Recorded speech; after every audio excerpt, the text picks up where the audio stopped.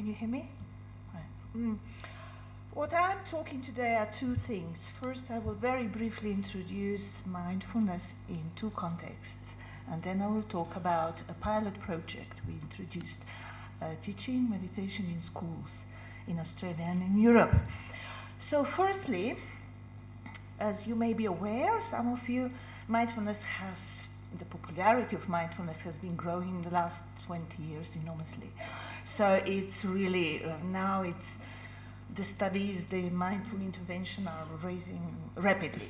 So, and lately we hear distinction being made between Buddhist mindfulness and secular mindfulness. So this is, we often hear that mindfulness can be practiced as a part of Buddhist practice, or it can be introduced in entirely secular environments. And in the previous presentation, which you heard just now about mindfulness as a stress reduction, it is practiced entirely in secular environments as stress relief, increased happiness, and so forth. Now, I would like briefly to present the differences in defining mindfulness, because that implies how we understand it, how we practice it, how we teach it, and how we research that. So firstly, you will be all aware about the Buddhist context. Mindfulness, the word mindfulness in Sanskrit smriti, and in Tibetan drempa, and in Pali sati, is a term that occurs in the earliest Buddhist literature and remains in all Buddhist schools. What is so important is to emphasize that mindfulness is a basic, fundamental component of the entire Buddhist structure.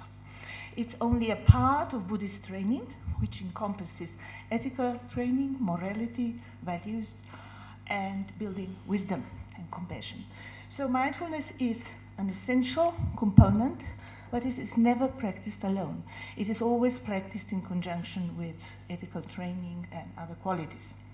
And that's very important to understand, and I give you one of the definitions of mindfulness. Mindfulness appears, of course, in the Noble Eightfold Path as the right mindfulness, Samyak Smriti. Then it appears in all Buddhist models, fundamental models.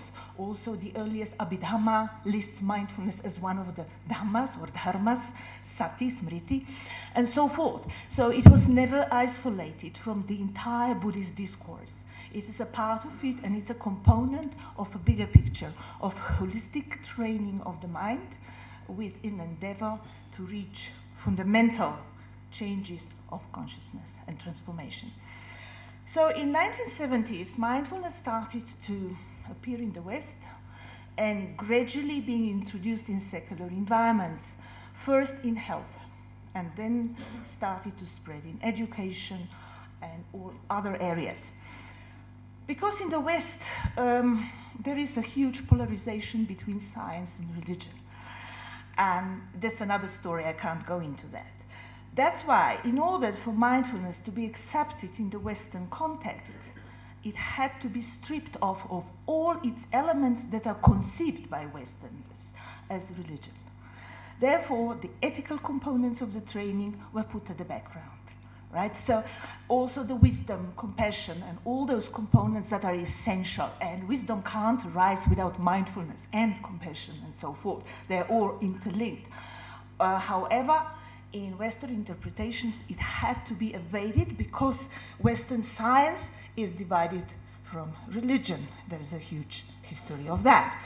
And so the moment mindfulness entered the so-called secular context, outside Buddhism, it was redefined. And here we have the common definition we just heard in the previous presentation. Basically, all the new definitions concentrate that mindfulness is paying attention to the moment without judgment. Whatever we experience, we accept.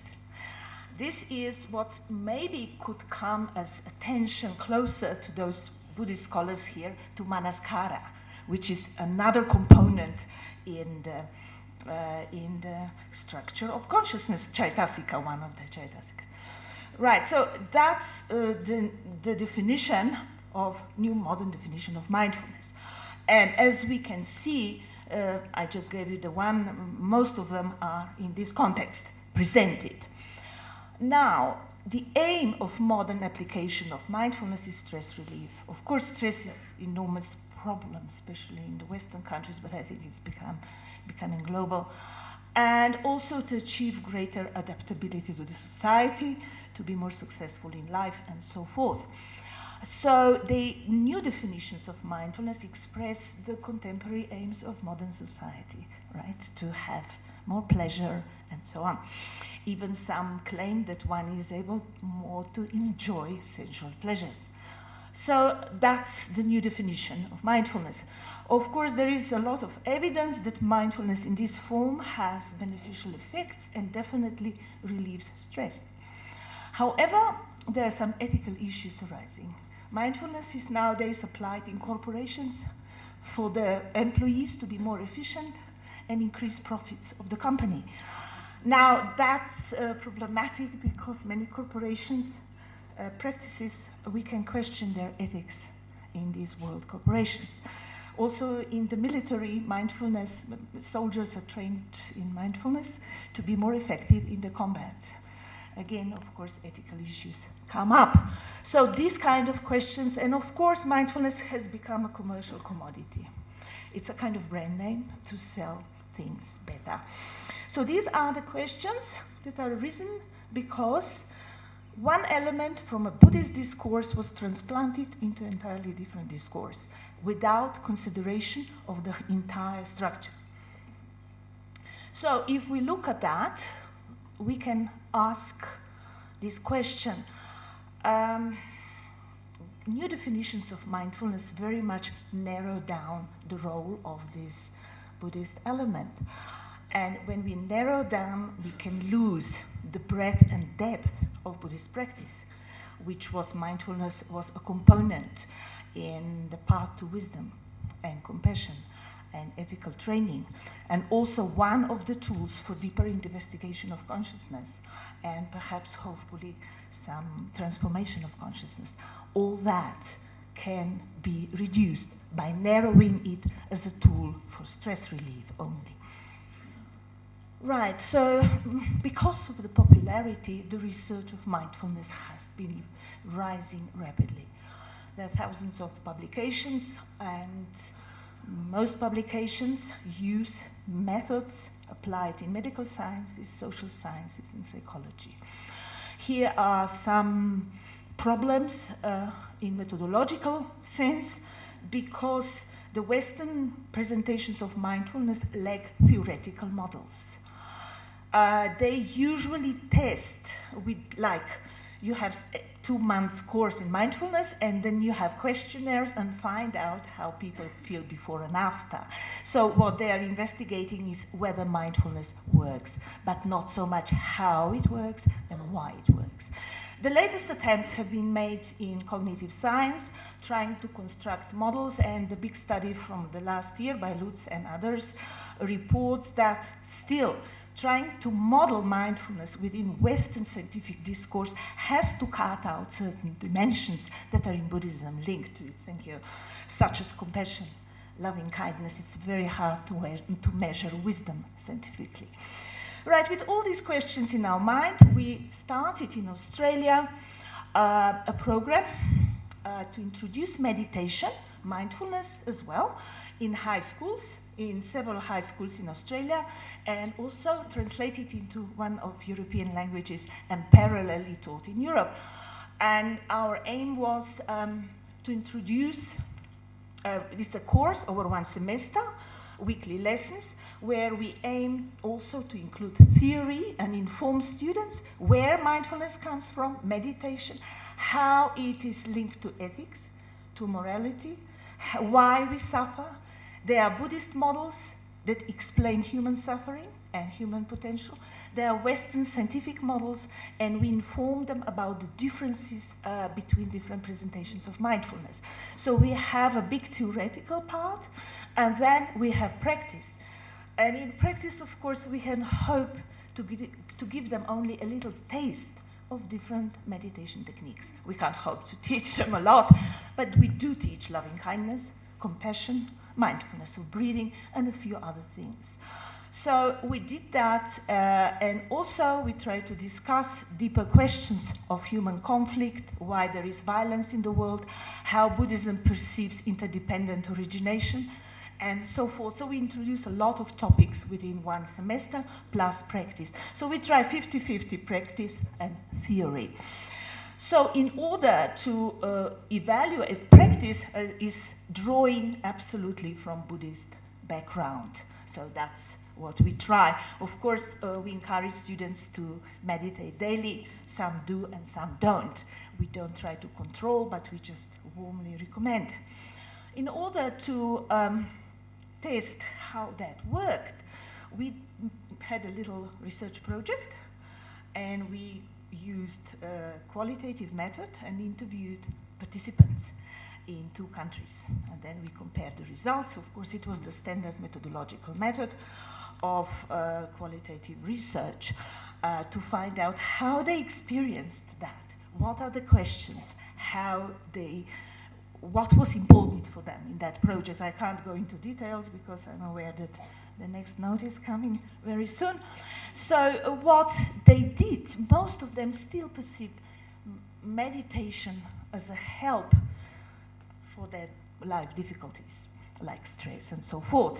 We were teaching 16, 17-year-olds, so in high school, where it's very stressful, in Europe or in Australia as well. So that was one part of the project. Then we showed them several methods and techniques, how they applied them if they did. And it was interesting, they by themselves decided. When they had conflicts with other people, like parents, usually family, school, they always applied loving kindness and compassion. And they found it as the most helpful of all practices we taught them. When they experienced stress, sometimes they would like to sit and practice mindful breathing, and so on. So only one student got much more deeply out of 12 interested, tried to start seeing the change of mind and body, how they relate, and started to really sort of investigate his consciousness, which was what I aimed for actually with this course, to trigger a deeper interest, not just a self-help tool, but a deeper interest. What is our life about? Why do we suffer? How it is connected to our cravings, fears, and so forth. So so 1 out of 12 did respond, and obviously others at least received a seed of information for their future lives. So out of this program, I would like to make a few recommendations and reflections. I'll just have to skip to that. First of all, when we were trying to do a proper research design, how to do this qualitative research and interviews, we got a lot of problems. These problems are much deeper because there are many levels where our, what we call scientific research, is not compatible with Buddhist structure. There are some deep differences. And what I see, what we have done is we took out of Buddhist holistic discourse, which covers all aspects, everyday life, practices, and so forth. We took only those elements that can fit in our scientific paradigm. And maybe it's time that we question, yes, thank you, how Buddhism could inform the science and look at the deeper level of our fundamental principles of Western science, which is investigation of the nature of things, whereas Buddhist science is investigation, is ethical investigation. The first sentence in the Abhidhamma is Katama Dhamma Kusala. So which dharmas are kusala? So that's the first question. So we investigate the experience of our life through the eyes of which elements are conducive to the liberation. So that's the biggest difference from which all these problems emerge. On a practical level, the students all benefited actually, and they expressed a wish to have more meditation, more long-term, not just 1 semester, have a special space in schools, provided that where they could go and practice, and special time provided for that. So that is definitely a huge benefit. Also, one of the conclusions I would like to make is that it's not enough to teach just mindfulness as a stress relief tool.